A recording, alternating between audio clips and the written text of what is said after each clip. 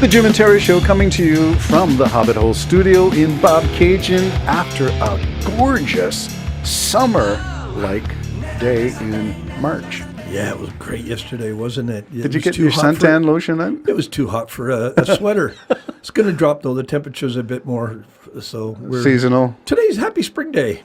Yes. Is the 20th? I thought it was the 21st was the first day of spring. Oh, fine. Okay, I don't care. It doesn't matter to me because I'm an existentialist, which means I live one day at a time, and especially in these uncertain times, I think that's about all we got.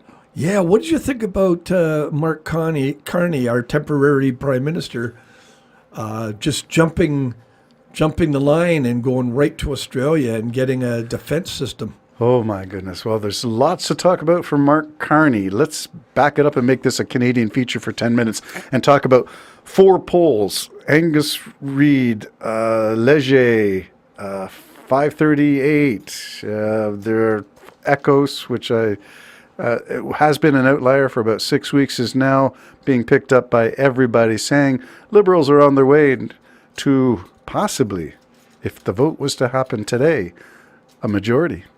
I think it will be. I really, really do. I've voted most of my adult life, if not all of it, as a conservative.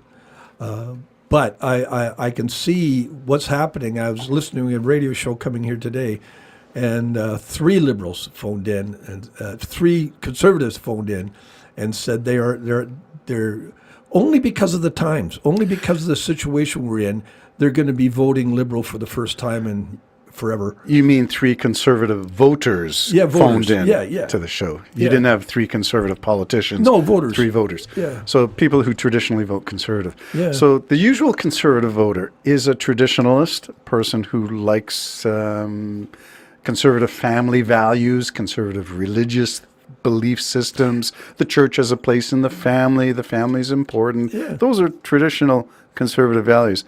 I don't believe those exist anymore within the CPC of Canada. I don't know. Like, they don't. Obviously, it's all messed up in the States. But it's funny. I never thought I would see, I like from a year ago, that Canadians would be turning to liberalism for sound stability. And that's what it seems what it is in this time of... So that's a bit ironic. It is. Well, I think it is, because conservatism is, less government and all the rest of it. Stay the course. Stay the course. But it doesn't look like that's what's going to happen with the Conservatives of today. I think they really, really made a wrong move when all of a sudden they decided to take the rebel, the Trumpish type of arrogant type, calling Angry, name type of stance, punching down, beating the little people. Yeah, and I think that. I think that was a mistake. At the time, everybody was all excited about, and we know trolls got involved, but we had the truckers, and I remember I told you, this is when they lost it, and it was still out west when they lost it, and I think that is now people are saying, No, we need something more that we can hang our hats on here, or something that's grounded. That's and grounded to weather the storm of Trump-ishness in the United States. Yeah, like stop the nonsense. You know what I mean? Like, we're not playing a game here. Like, Trump is like a little boy. He really is. How many times have they referred to him as a 7-year-old or a 3-year-old? No offense to 3-year-olds. I thought they called him Diaper Don these days. Well, because he's acting like he gets really upset if you don't agree with everything he says. Terry, he just won a golf tournament again for the third time in a row. His own golf tournament. At his own. Who's he playing? Come on, who's he playing? Don't say Trump plays with himself. But yes, that has not escaped everybody's attention that he wins his own tournaments. Well, but that's so communism. You know what I mean? Like, Putin has an election, 95% of the people voted yes for him, not 80. Kim Jong-un is a god who scored a hole-in-one when he was 2 years old. Yeah, so Trump won a tournament 3 years ago that nobody believed he could win. And now he's won 3 times in a row his own tournament. Yeah. So they're giving it to him. It's obvious he's a little kid. You got to cater to him. If you want to be his friend, you're going to have to really suck up to him. And that's what we got. And I think that's what happened when the Conservatives went down that road. And became what is now, I've seen this repeatedly on the media, social media, is Maple MAGA. Maple MAGA, yeah. Interesting term. Yeah. But it means everything that we've seen down south of the border is manifest here in politicians, in their language, in the words they use. And I've often said, if Trump is repeating Putin's talking points verbatim, there's something wrong. And if Pierre Poilievre is repeating Trump's talking points verbatim, and there's a great ad by the Liberal government showing Trump saying something, the phrase, and the same phrase coming out of Pierre Poilievre. I think you're right. They mischose that one. Yeah, and who knows? I mean, when Trump was in his... Look at every American who's got any sanity, as every leader in the world, is not going to like this guy by the time his term is up, if he ever is planning on leaving. They're not going to like him because he really is not this fabulous, wonderful negotiator. He steals things, breaks every contract, every agreement, and screws people over. That's all he's ever done, and that's all he's going to do. Yes. So he's not going to be liked.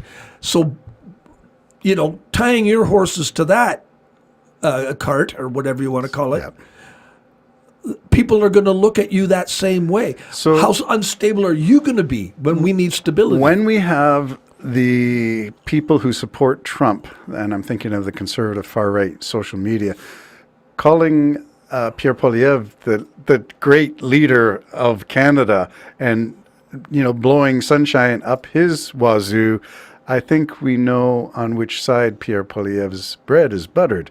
And it comes from Southern conservatives, the GOP in the South. So I think the graphs that are showing the polls crossing over and the conservatives are dropping, liberals are rising, whether that's a majority government, I'm not sure.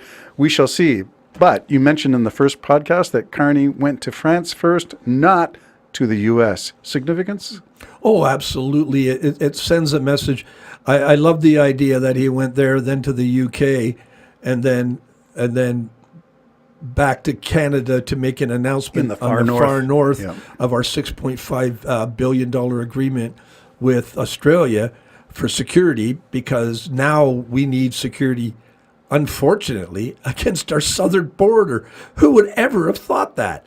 Or their attack from the north. So we have to, in other words, I guess Trump got his way. The whole world's now going to look after themselves. We're all going to be spending a ton of money. And they're going to be isolated. And it never, I don't think it's ever worked. Like, I mean, they were saying, what country did they say it's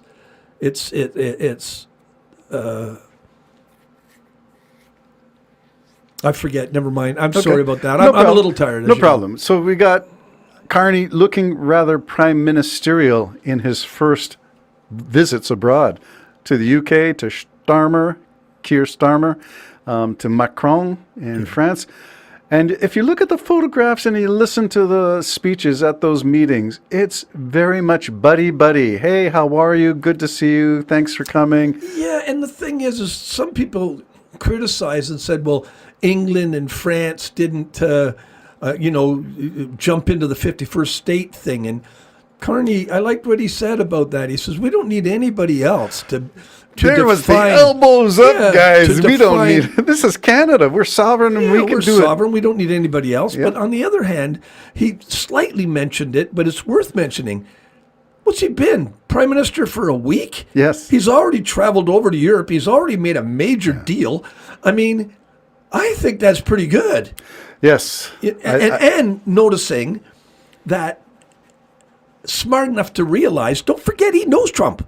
Yes. He's had dealings with him. Yes. He knows him. And so that's why he said none of this nonsense. Either you respect us or there's no talk. Yeah.